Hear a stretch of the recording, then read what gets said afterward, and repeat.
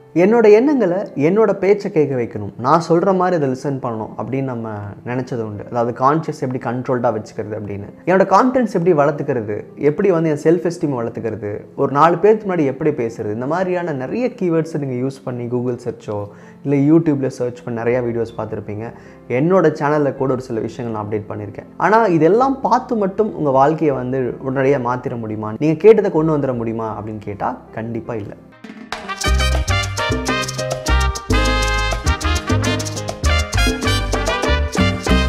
இந்த மாதிரி விஷயங்களை பார்த்தோ இல்லை கேட்டோ தெரிஞ்சுக்கிறது மூலமாக மட்டும் உங்கள் வாழ்க்கை மாறாது அப்படின்றதுக்கு ஏன்னு காரணம் சொல்கிறதுக்கு முன்னாடி முதல்ல நீங்கள் 2 ஆள் கிடையாது. அதாவது நீங்கள் வேற உங்கள் கான்ஷியஸ் வேறன்னு பிரித்து வச்சு யோசிக்கிறீங்க இல்லையா, அதுவே ஒரு பெரிய தவறு. காரணம் என்னென்னா, இப்போது நீங்களும் நானும் பேசிக்கிறோம் அப்படின்னா நீங்களும் நானும் ஆக்சுவலாக பேசிக்கல.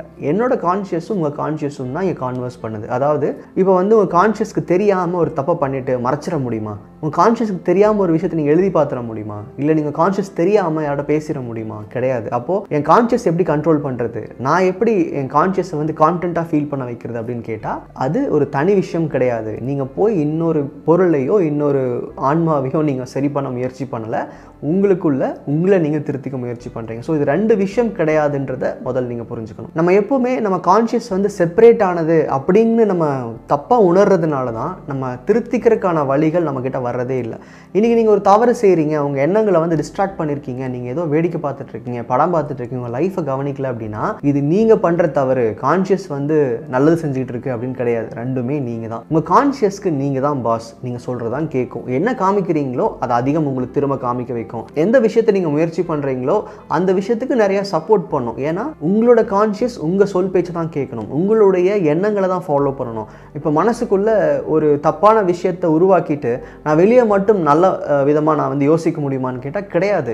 உங்களுக்குள்ள ஒரு பயத்தையோ ஒரு வெறுப்பையோ உருவாக்கிட்டிங்கன்னா உங்கள் கான்ஷியஸும் அந்த விஷயத்தை தான் அடுத்த நபர்கிட்ட இருந்து காட்டுது. ஏன் ஒருத்தர் மேலே நமக்கு அதிக வெறுப்பு இருக்குது அப்படின்னா இது வரைக்கும் அவங்க கூட பழகின விஷயங்களை ஃபோட்டோஸ் எடுத்து அழகாக வச்சுருக்கோம் கான்ஷியஸ். அந்த எண்ணங்களை திரும்ப திரும்ப பிரதிபலிக்கும். அப்போது ஒரு கெட்ட மனுஷன் கூட நீங்கள் பழகுறீங்கன்னா அவர் என்றைக்குமே அப்படியே தான் இருப்பார். உங்களால் அவரை பற்றி எண்ணங்கள் மாற்றிக்க முடியாது. அப்படி மாறுதுன்னா அது பெரிய மிரக்கல் மாதிரி தெரியும். ஆனால் நம்ம எல்லாருமே இந்த கான்ஷியஸ் வேற இல்லை நீங்கள் வேற அப்படிங்கிற சிந்தனையை உடைக்கும் போது எதுவுமே நம்ம கண்ட்ரோலில் தான் இருக்குது, நம்ம தான் அத்தனைக்கும் காரணம் அப்படின்றத புரிஞ்சுப்பீங்க. ஸோ உங்களோட கான்ஷியஸை கண்ட்ரோல் பண்ணுறதுக்கான முயற்சிகளை விட்டுட்டு அதுக்கு நான் என்ன ஃபீட் பண்ணுறேன், நானாக இருந்து என்ன கன்சியூம் பண்ணுறேன், நான் என்ன சாப்பிட்றேன், நான் என்ன கேட்குறேன், நான் என்ன உணர்றேன், இதை நீங்கள் வந்து சரியாக வச்சுக்கிட்டாவே போதும்.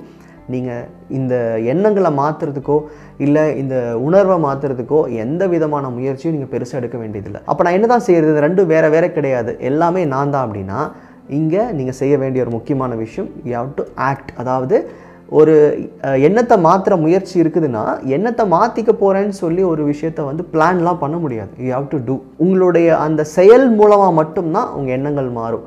இன்றைக்கி வந்து உங்களுக்கு ஒரு தீய எண்ணம் வருது, அதாவது என் ஃபேமிலி ரொம்ப கஷ்டப்படுது, இப்படி தான் எப்பவுமே இருக்க போதா அப்படின்னு யோசிக்கிறீங்கன்னா அந்த எண்ணத்துக்கான விதை எங்கேருந்து வரும்? நீங்கள் பார்க்குற படம், கேட்குற பாட்டு, பழகிற நபர்கள், இந்த மாதிரி இடத்துல தான் நீங்கள் காமிச்சு அந்த கான்ஷியஸை உணர வச்சுருப்பீங்க. இன்றைக்கி வந்து அந்த எண்ணங்கள் நான் அழிக்கணும், இல்லை எண்ணங்கள் வந்து உருவாகக்கூடாது, அப்போ நான் கான்ஷியஸ்ட்டை போய் சொல்ல முடியுமானா நான் முதலே சொன்ன மாதிரி கான்ஷியஸ் வேறு விஷயம் கிடையாது, நீங்கள் தான் அந்த டிக்ஷனரியை கான்ஷியஸ்குள்ளே வச்சுருக்கிறீங்க. அப்போ எப்படி மாற்றுறது?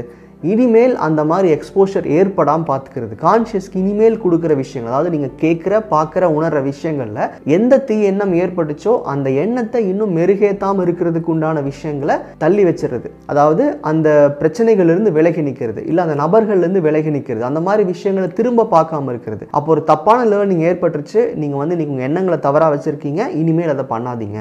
அதாவது ஆக்ட் அப்படின்றது அந்த செயலை நிறுத்தணும், இல்லாட்டி உங்கள் வாழ்க்கைக்கு தேவையான செயலை செய்யணும். அப்படி இல்லாமல் நான் வெறும் என் எண்ணங்களை முறைப்படுத்த போகிறேன் அப்படின்னு சொல்லி உங்கள் கான்ஷியஸை தனியாக பிரித்து வச்சுக்கிட்டு நீங்கள் எந்த வேலையும் செய்ய முடியாது. இந்த மாதிரி எண்ணங்களை சரியாக வச்சுக்கிட்டு கான்ஷியஸை வந்து உங்கள் கண்ட்ரோலில் வச்சுக்கிறதுக்கான பயிற்சிகள் நிறைய ஈர்ப்பு விதியில் இருக்கே, அது எதுக்கு அப்படின்னு கேட்டால் நீங்கள் எந்த ஈர்ப்பு விதி பயிற்சி வேணும் எடுத்து பாருங்களேன். நேரடியாக உங்கள் எண்ணங்களை சரி பண்ணுறதுக்கு, அதாவது நீங்கன்னு ஒன்று தனியாக இங்கே இல்லை, உங்கள் கான்ஷியஸ் தான் நீங்கள். அப்போது உங்கள் எண்ணங்களை, அதாவது உங்கள் கான்ஷியஸ் சரி பண்ணுறதுக்கான முயற்சிகள் மட்டும்தான் அத்தனை பயிற்சிகளையுமே இருக்கும். நீங்கள் நன்றி எழுதும் போது காலை நேரத்திலேயே உங்களுடைய எண்ணத்தை வந்து நன்றியை நோக்கி மட்டும்தான் வச்சுப்பேன், என்னுடைய நாளை வந்து நன்றியோட தான் பார்ப்பேன்னு ஒரு பெரிய டெம்ப்ளேட் மாற்றிடுறீங்க. அஃபர்மேஷன் கேட்கும்போது இது வரைக்கும் உங்கள் வாழ்க்கையில் ஏற்பட்ட தவறான நம்பிக்கைகள், அந்த எண்ணங்களை கான்சியஸ்லேருந்து தான் நீங்கள் விளக்குறீங்க. ஸோ உங்களை வந்து ஒட்டுமொத்த ஒரே ஒரு விஷயமா தான் பார்க்கணும். நீங்கன்றது ஒன்று தான், இங்கே 2% கிடையாது அப்படின்றது தான் நிறையா பயிற்சிகளும் உங்களுக்கு சொல்ல வருது. இப்போது நீங்கள் எண்ணங்களை மாற்றணும் அப்படின்னா ஒரு விஷயத்தை போய் கற்றுக்கிட்டு அந்த கற்றுக்கிட்ட விஷயங்களை வச்சுக்கிட்டு என் கான்சியஸ் நான் போய் சரி பண்ணுறேன் அப்படின்னு சொல்லி அதை 2வது பர்சனாக பார்க்காம அது நீங்கள் தான். அப்போது அதை நீங்கள் சரி பண்ணிக்கணும்னா அதுக்கான வேலைகள், அதுக்கான ஆக்ஷனை நீங்கள் தான் எடுக்கணும். வெறும் அந்த சப்ஜெக்ட் நாலேஜை புரிஞ்சுக்கிட்டு கான்ஷியஸை மாற்ற போகிறேன்னு சொல்லாமல் அந்த விஷயங்களை நீங்கள் ஆக்ட் பண்ணுங்கள். அதாவது இப்போ நீங்கள் சீக்ரெட்டில் நிறைய இடத்துல சொல்லியிருப்பாங்க, யூ ஹேவ் டு ஆக்ட். அதாவது நீங்கள் வந்து எண்ணம், செயல், அப்புறம் தான் வந்து இந்த ரிசல்ட் அப்படிங்கிற மாதிரி அந்த ஆக்ட்ன்ற பகுதியை நீங்கள் ரொம்ப உண்மையாக பார்க்கணும். இதில் வந்து எண்ணங்களை மட்டும் சரி பண்ணுறன்ற அந்த ஒரு கோட்பாட்டோடு நிறைய பேர் முயற்சி பண்ணுறதுனால தான் இங்கே ஈர்ப்பு விதி அப்படின்ற ஒன்று எனக்கு நடக்கலை, இல்லை கிடைக்கல அப்படின்னு நிறைய பேர் சொல்கிறாங்க.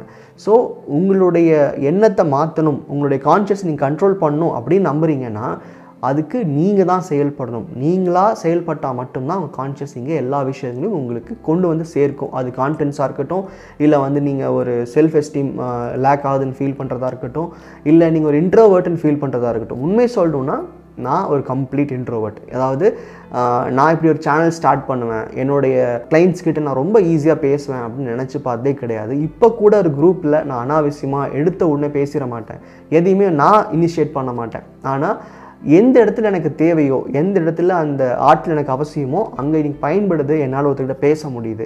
காரணம், நீங்கள் கான்ஷியஸ்னு ஒன்று தனியாக மாற்ற முயற்சி பண்ணல, என் வாழ்க்கையோட தேவைகளை பார்த்தேன், அதுக்கு தகுந்த மாதிரி எண்ணங்களை நானே மாற்றிக்க முயற்சி பண்ணேன். ஃபஸ்ட்டு அதுக்கு ஆக்ட் பண்ணேன், அதாவது அந்த செயலை நான் செஞ்சேன். ஸோ கான்ஷியஸ்ன்றது வேற ஒரு விஷயம் கிடையாது, தனிப்பட்ட விஷயம் கிடையாது, உங்களுக்குள்ளே தான் இருக்குது, அது நீங்கள் தான். நன்றி.